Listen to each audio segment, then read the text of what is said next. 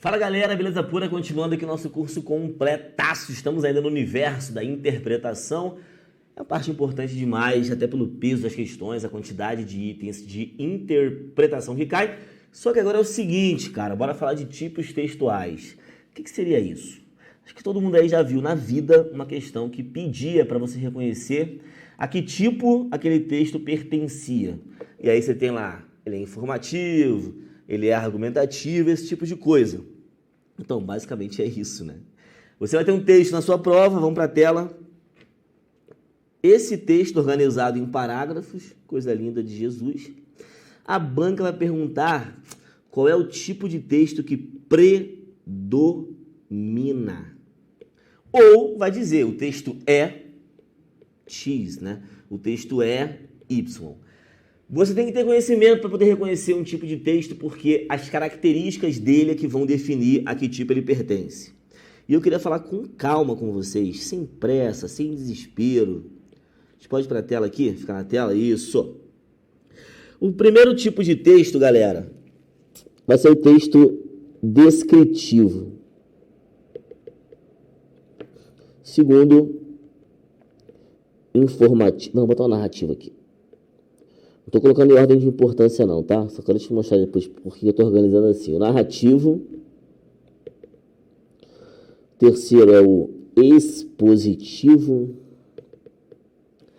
chamado carinhosamente de informativo também. O quarto tipo textual é o argumentativo.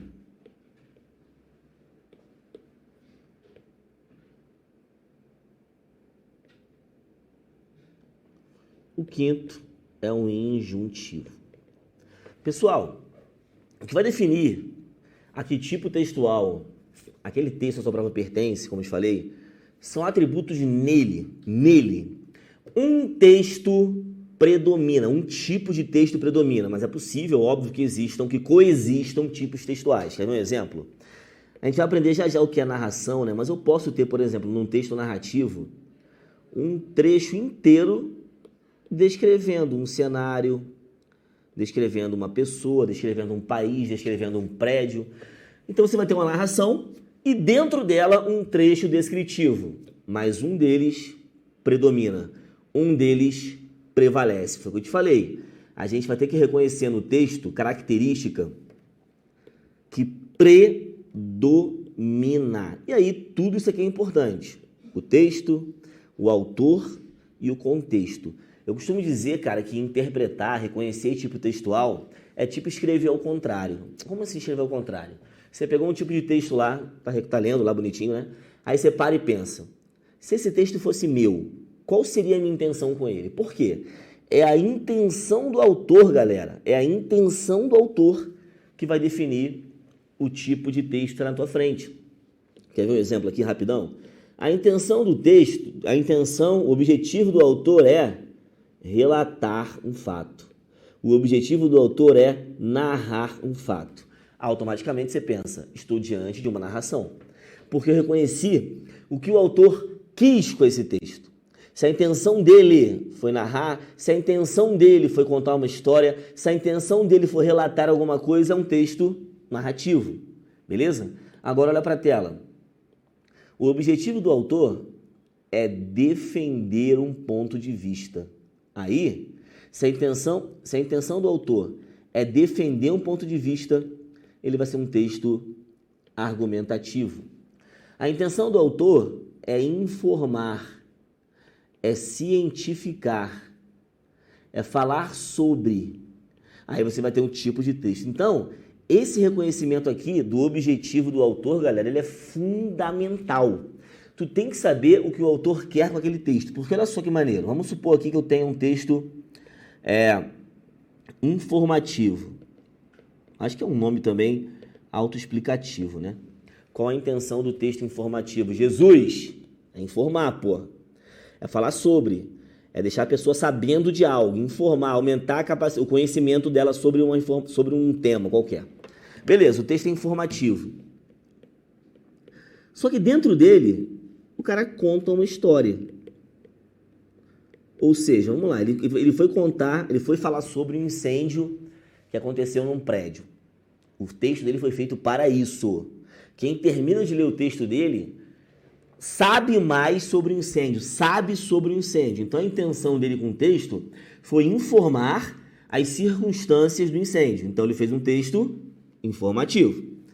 Só que dentro desse texto, ele narrou uma cena lá, um acontecimento em que um bombeiro salvou a vida de uma criança que estava em perigo. O texto deixou de ser informativo? Não. O trecho é narrativo, mas o objetivo do autor foi informar sobre o incêndio.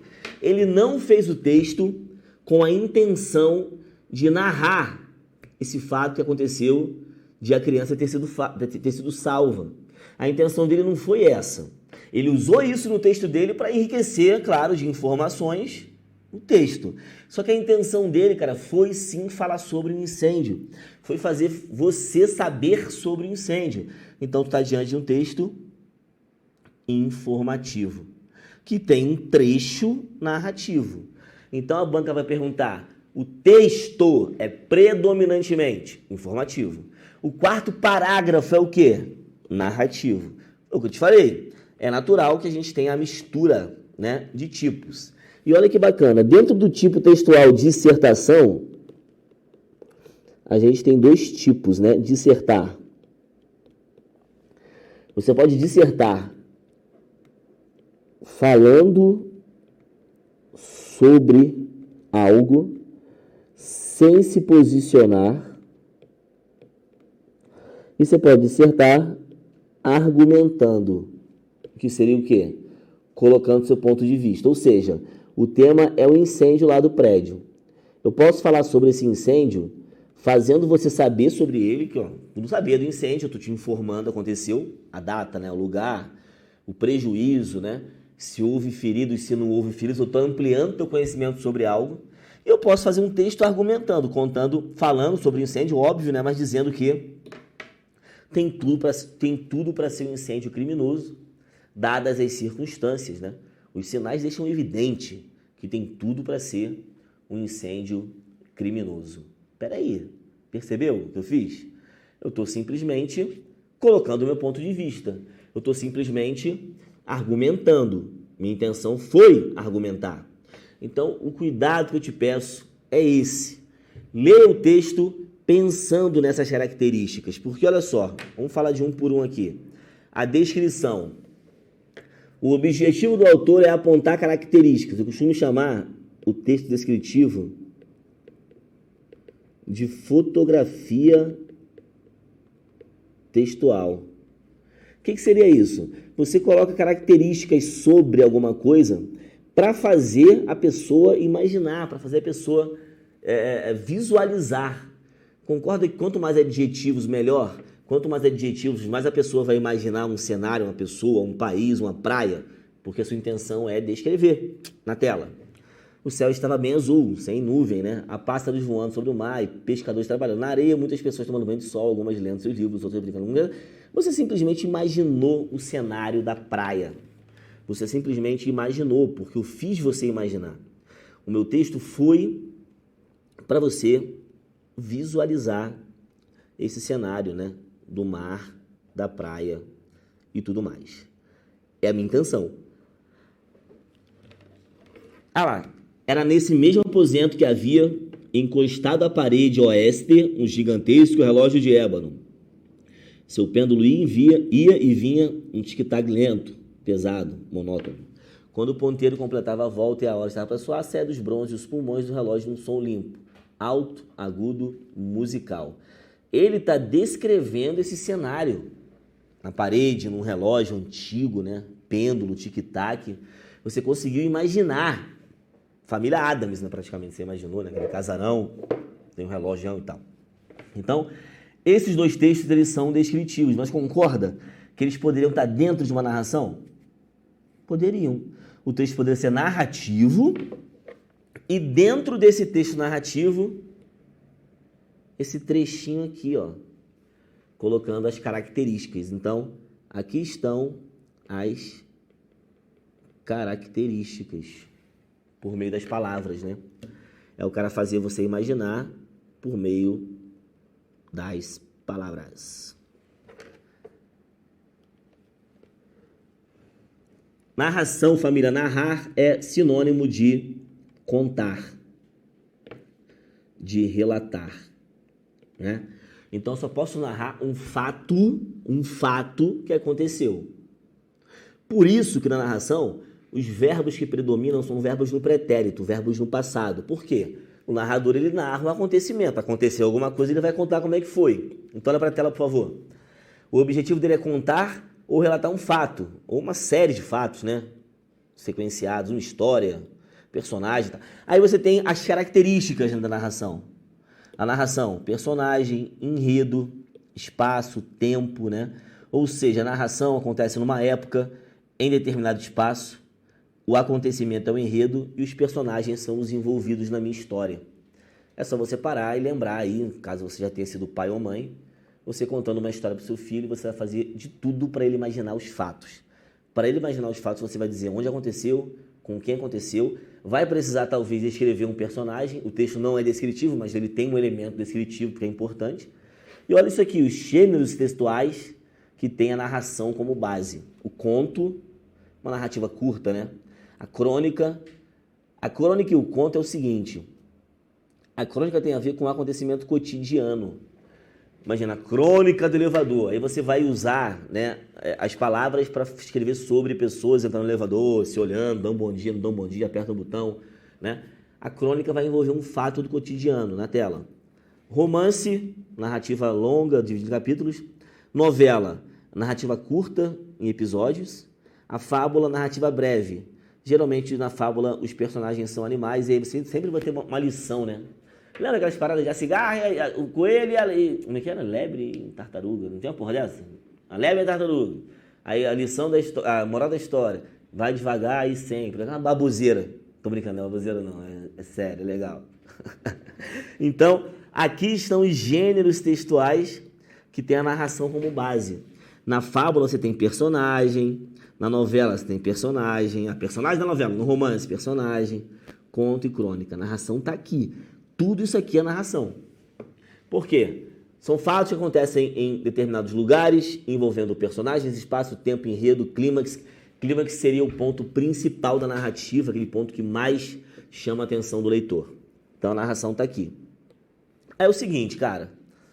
A narrativa ela sempre vai ter que responder algumas perguntas. Por exemplo, o que aconteceu, quem estava lá, com quem aconteceu, como aconteceu, onde aconteceu, quando aconteceu e por que aconteceu.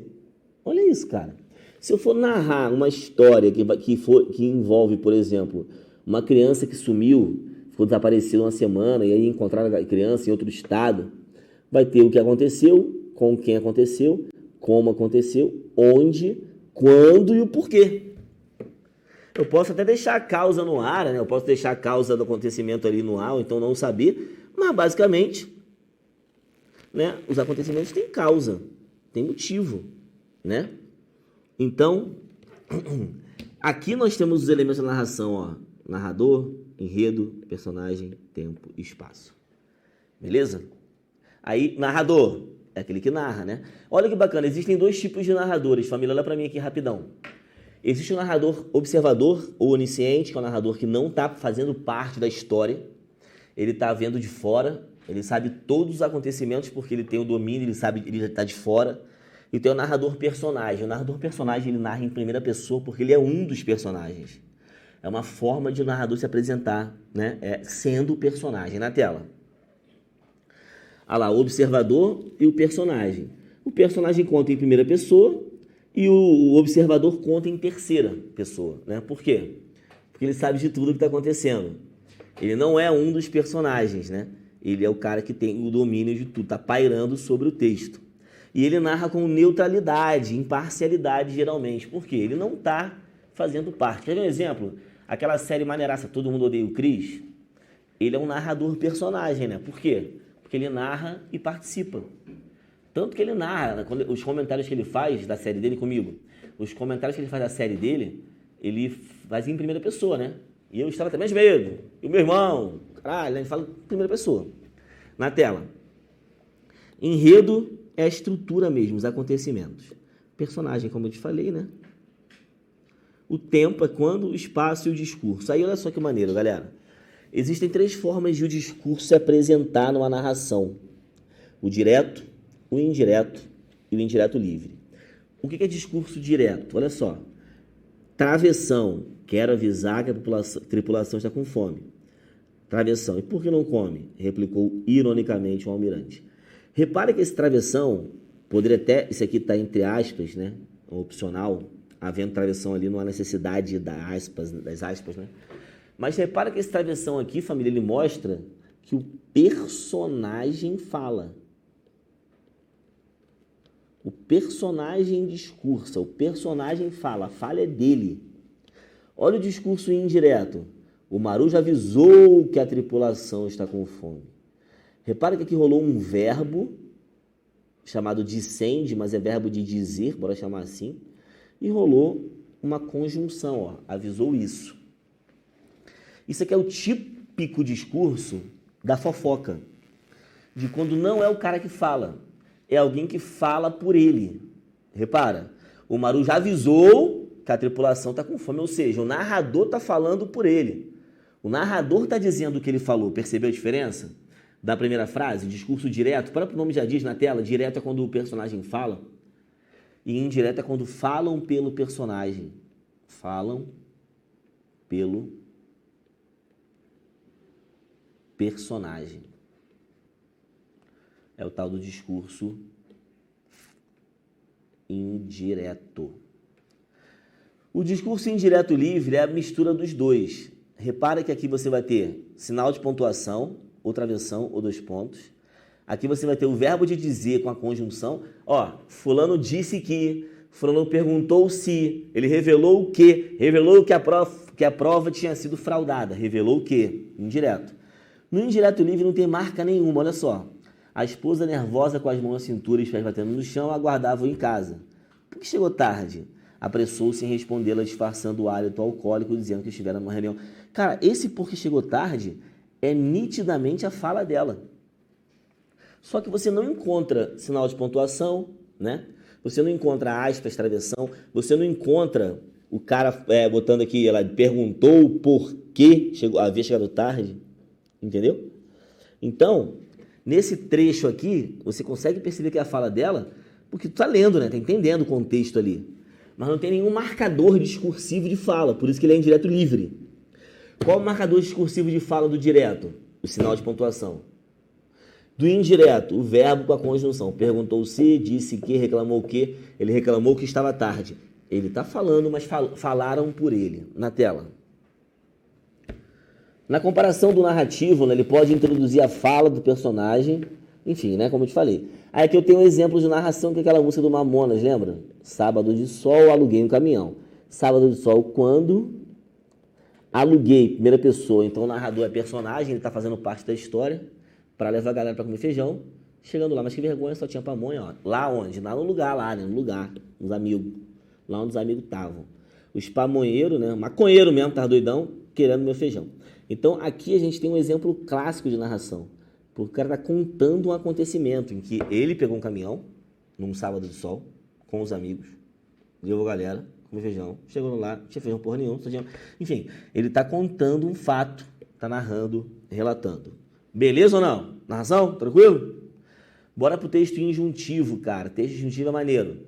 O objetivo dele é orientar, é conduzir. Texto de caráter instrucional. Repara bem que o texto injuntivo você encontra toda hora, cara. Vai no banheiro lá, ó, tem um aviso. Né? Não jogue papel no vaso, não jogue lixo no chão, não urine na parede. Lixo bizarro, né, velho? O cara tem cada aviso bizarro. Mas o texto injuntivo, galera, comigo, ele visa a te orientar. Ele visa a te fazer ter certo comportamento a partir da ordem do comando dele. Por isso que, na tela, nós temos verbos no imperativo predominando. Ó, linguagem objetiva simples, organizada em tópicos, geralmente é em tópico. Né? Busca maior legibilidade, porque pô, se a intenção dele é instruir, meu irmão, não vai botar um texto de 55 linhas, ninguém vai ler. Verbo no imperativo é o marcador, né? E uma ordem, né? Instrução, tudo mais. Olha os exemplos aqui. Derreta uma colher de sopa na manteiga, na panela, no fogo médio, crescente, uma lata de leite condensado. Receita, pô, receita te manda fazer alguma coisa. Agora isso aqui, o que você tem que saber fazer para prevenir o contágio da Covid? Olha só, lave as mãos, cubra o nariz com a boca ao espirrar, evite aglomeração, mantenha os ambientes fechados, ventilados, não compartilhe objetos pessoais. Essas aqui são ordens, são orientações, são pedidos para você evitar o contágio. Na tela. Ajude a combater o Aedes aegypti aqui. Receba bem o agente de saúde, né? Para começar. Guarde garrafas, elimine água, tampe tonéis, não deixe água de chuva, lave os depósitos, mantenha, blá, blá, blá, entregue, blá, blá, blá. Então, repara só o caráter desses textos, né, galera? Os dois são para te orientar. E a receita, obviamente, também. Exposição, informação. O resultado de um texto desse é aumentar o conhecimento de quem lê. Sensacional, né? Ele aumenta o conhecimento de quem lê. Por quê? Pô, ele está informando, cara. É informar, é cientificar, é fazer saber. Ele pega um assunto e fala sobre. Só que nesse texto informativo, família, o autor ele não se posiciona, ele apenas informa. Então é o cara falar sobre a Covid, sobre máscara, sobre vacina. A vacina foi aplicada já, tal, nas 3 doses de reforço, na idade tal, na cidade tal. Um texto argumentativo, por exemplo, o cara vai ser contra, se vai ser a favor, vai falar sobre a distribuição da vacina, se está sendo justa ou não, se está acontecendo de maneira rápida ou não. Por quê? A intenção de um texto argumentativo é te convencer do argumento dele. Você termina de ler um texto argumentativo, você fala assim, ó, concordo com esse cara, ou então discordo. No texto expositivo ou informativo, você termina o texto não concordando ou discordando. Você termina o texto com mais conhecimento. Na tela. Você termina o texto com conhecimento maior acerca de um tema. Então a intenção é justamente essa. Fazer você saber, né? Não é te orientar no sentido de mandar você ter certo comportamento, mas você termina o texto informativo sabendo sobre algo. Olha aqui o exemplo. A OMS declarou que em 30 de janeiro que o surto da doença causada pelo coronavírus constitui emergência de saúde pública de importância nacional. O mais alto nível de alerta da organização, conforme previsto no regulamento. Em 11 de março de 2020, nossa, aquele comecinho tenso, a Covid foi caracterizada como uma pandemia. Foram confirmados no mundo 4 milhões de casos de blá. As medidas de proteção são as mesmas utilizadas para prevenir doenças respiratórias, como febre, tosse, dificuldade de respirar. Deve procurar atendimento médico, assim que possível, compartilhar o histórico de viagens com o profissional de saúde.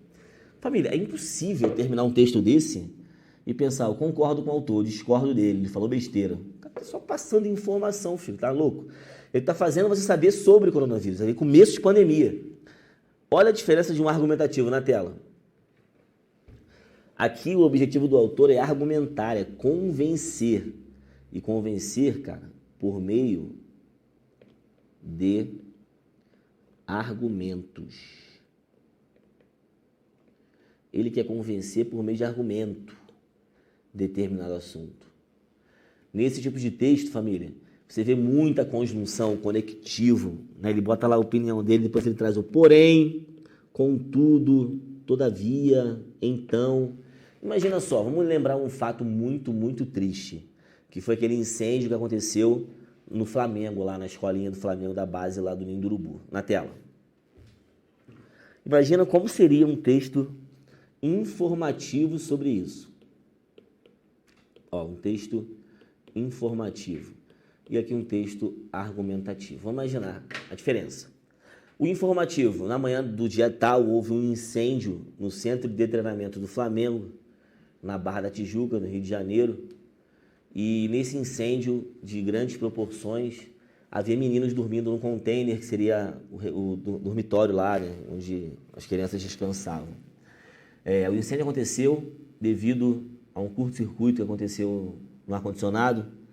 A fumaça tóxica tomou conta do container e não deu tempo. As crianças não tiveram tempo de salvar e 10 acabaram falecendo no local. 4 conseguiram, né, correr e escaparam da fumaça tóxica e sobreviveram. Estão agora no hospital recebendo tratamento adequado porque estão com dificuldade de respirar. Ponto! Meu irmão, tu vai discordar do que eu falei? Não tem lógica. Você vai concordar comigo? Concordar com o quê? Não tem argumento, eu tô te falando sobre o incêndio, pô. Houve um incêndio, eu tô te informando.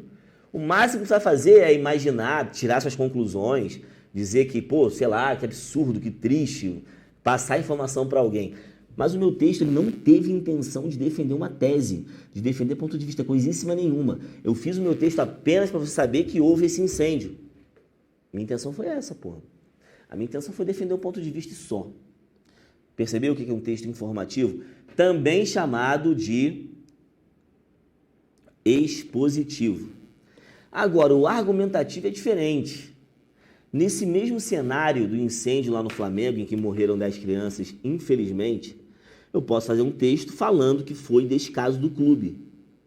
E o clube tem que ser punido. Né? Por que ele tem que ser punido? Por quê? Havia como, né, você, sei lá, evitar. O container era feito de uma espuma que era altamente inflamável, então qualquer faísca causaria uma tragédia de grandes proporções. É criança, é a vida dos outros. O outro pode fazer um texto dizendo que o Flamengo não teve culpa. Foi uma fatalidade. E aí, na fatalidade... Com esses dois caras, eu posso justamente concordar ou não. Eu posso falar, tá falando merda, hein? Tá falando merda. Ou então, tá falando coisa certa. É isso aí, concordo contigo, irmão. Realmente o clube foi culpado. Só que ninguém vai ser preso. Então, Brasil, pô. Brasil. Então, num texto argumentativo, quem recebe o texto, o leitor no caso, comigo, ele se sente convencido ou não dos meus argumentos. Por quê?